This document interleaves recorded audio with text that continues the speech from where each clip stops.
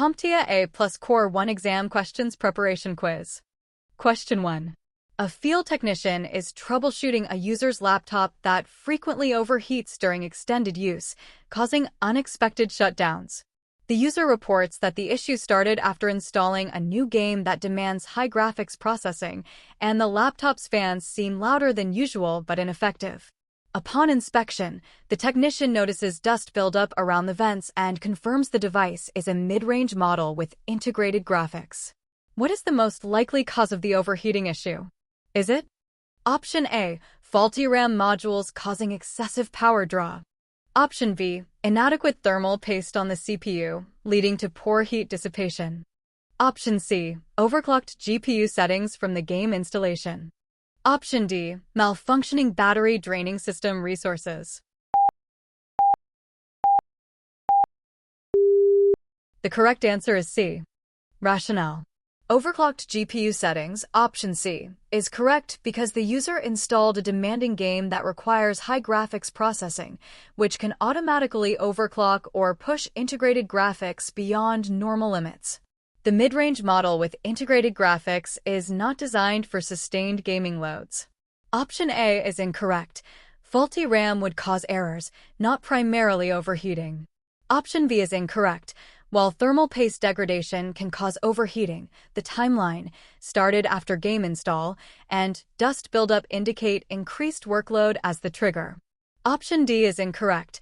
A malfunctioning battery might affect power but not directly cause overheating from graphics processing. Question 2.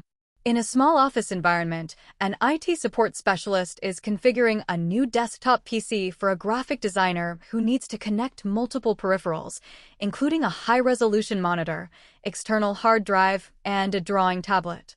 The PC has limited ports, so the specialist recommends a docking station.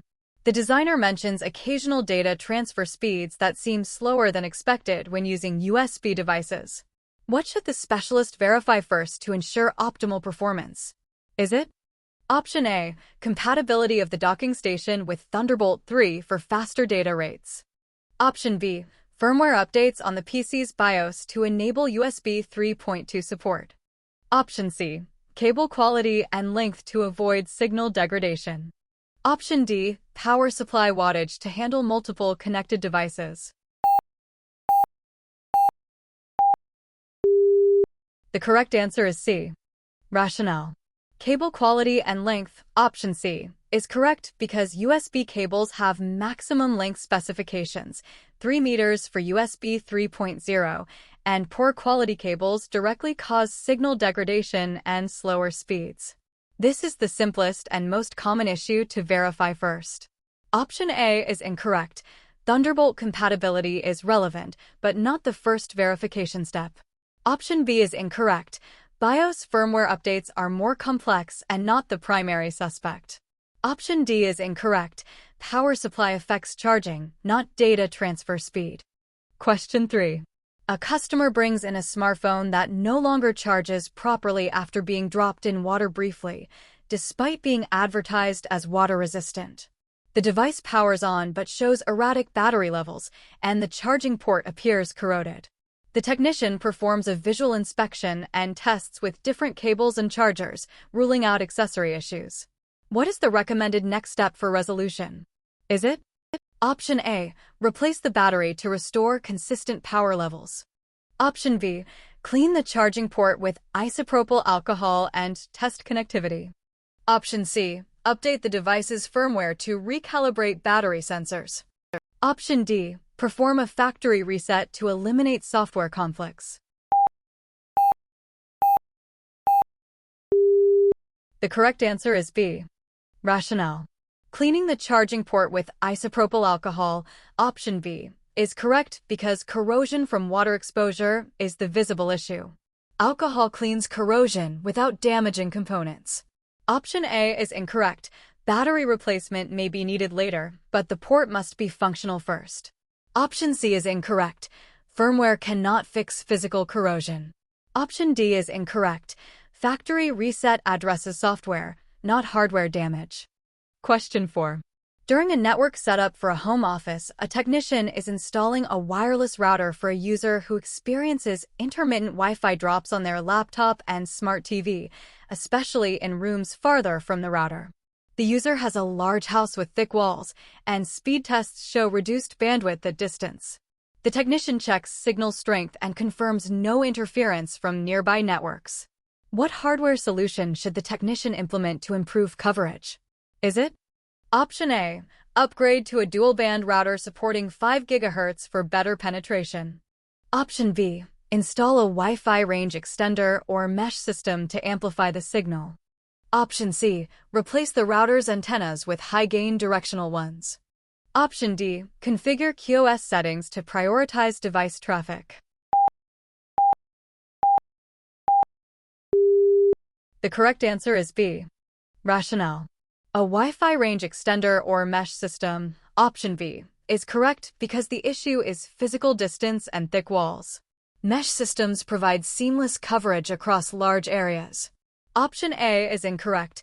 5 GHz has worse wall penetration than 2.4 GHz. Option C is incorrect. High-gain antennas help, but cannot fully overcome multiple walls. Option D is incorrect. QoS manages traffic priority, not signal strength. Question 5. An entry-level IT tech is assembling a custom gaming PC for a client, including a high-end CPU, 32 GB RAM, and an NVMe SSD. While installing components, the tech ensures proper ESD precautions, but notices the motherboard has multiple PCIe slots. The client wants maximum storage speed for game loading. What is the best slot configuration for the SSD? Is it? Option A. Use a SATA port for compatibility with older drives. Option B. Install in an M.2 slot with PCIe X4 lanes for optimal throughput. Option C. Connect via USB-C for external accessibility. Option D. Pair with a RAID controller for redundancy.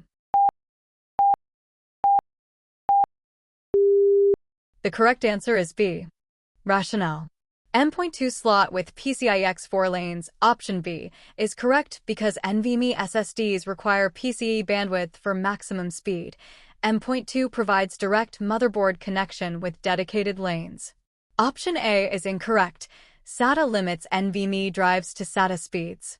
Option C is incorrect. USB-C introduces latency and bottlenecks.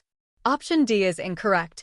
RAID adds redundancy but does not increase single drive speed. Question 6. A mobile device repair shop receives a tablet from a user complaining of touchscreen unresponsiveness in certain areas, particularly after exposure to cold temperatures.